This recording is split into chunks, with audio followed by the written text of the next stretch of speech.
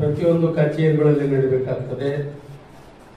ಅದೇ ರೀತಿ ನಮ್ಮ ಕಾಂಗ್ರೆಸ್ ಜನಸಂಪರ್ಕ ಕಚೇರಿಯಲ್ಲಿ ತಾಯಿಯ ಒಂದು ಫೋಟೋಕ್ಕೆ ಪುಷ್ಪ ನಮನವನ್ನು ಸಲ್ಲಿಸಿ ಶುಭಾಶಯಗಳನ್ನು ವಿನಿಮಯ ಮಾಡಿಕೊಂಡು ಇಲ್ಲಿ ಭಾಗವಹಿಸಿದ್ವಿ.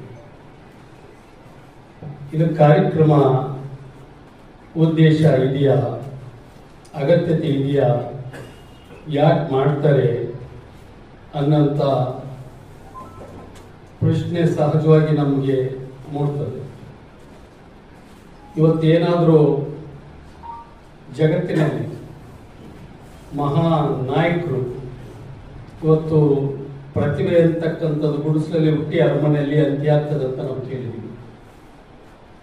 ಈ ಗುಡಿಸಲಲ್ಲಿ ಜನಿಸಿದಂಥವರು ಅರಮನೆಯಲ್ಲಿ ಅಂತ ಆಗೋದಕ್ಕೆ ಕಾರಣ ಏನಾದರೂ ಇದ್ರೆ, ಅರಮನೆಯಲ್ಲಿ ಅಂತ್ಯ ಆಗಿದ್ರೆ ಅದಕ್ಕೆ ಕಾರಣ ಏನಾದರೂ ಇದ್ರೆ, ಇಂಥ ಮಹಾನ್ ನಾಯಕರ ಜೀವನ ಚರಿತ್ರೆ, ಇತಿಹಾಸವನ್ನು, ಪುರಾಣಗಳನ್ನು, ಪುಣ್ಯ ಕಥೆಗಳನ್ನು, ಸಂತರ, ದಾಸರ, ಶರಣರ ಸುಳ್ಳು ನುಡಿಗಳನ್ನು ಯಾರು ಅಧ್ಯಯನ ಮಾಡ್ತಾರೋ, ಯಾರು ತಿಳ್ಕೊಳ್ತಾರೋ ಅವರು ಖಂಡಿತವಾಗ್ಲೂ ಮುಂದೊಂದು ದಿನ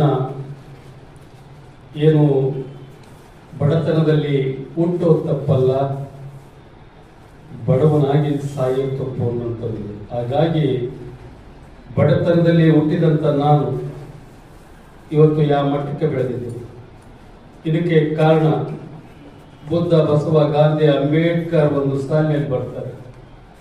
ಅವರ ಅಂಬೇಡ್ಕರ್ ಅವರ ಮಂತ್ರಗಳಿದ್ದಾವೆ 3: ಶಿಕ್ಷಣ, ಸಂಘಟನೆ, ಹೋರಾಟ. ಅವನ್ನ ಪಡೆದಂಥವ್ರೆ ಅದಕ್ಕೆ ಹೇಳಿರ್ಬೋದೇನೋ, ಶಿಕ್ಷಣ ಅನ್ನಂಥದ್ದು ಹುಲಿಯ ಹಾಲು. ಆ ಶಿಕ್ಷಣವನ್ನ ಪಡೆದಂಥವರು ಹುಲಿಯ ಹಾಲು ಕುಡಿದಷ್ಟು ಗರ್ಜನೆ ಮಾಡ್ತಾರೆ ಅಂತೇಳಿ ನನಗೆ ಸ್ವಲ್ಪ ಹೆಚ್ಚು ಕಡಿಮೆ 1975-76 ಇಸ್ವಿಗಳು ನೆನಪಾಗ್ತಾವೆ ಇಲ್ಲಿ. ಯಾಕಂತ ಹೇಳಿದ್ರೆ ನಾನು ಅವಾಗ ಹೈಸ್ಕೂಲ್ ಓದ್ತಾ ಇದ್ದೆ. ಈಗಿನ ಹಾಗೆ ಸಮಾಜ ಕಲ್ಯಾಣ ಇಲಾಖೆಗಳು ಇರಲಿಲ್ಲ. ಏನೆಲ್ಲ ನಮಗೆ ತಹಸೀಲ್ದಾರ ಕಚೇರಿ ಬಿಟ್ರೆ ಇನ್ನು ಉಳಿದಂತ ಅದಕ್ಕಿಂತ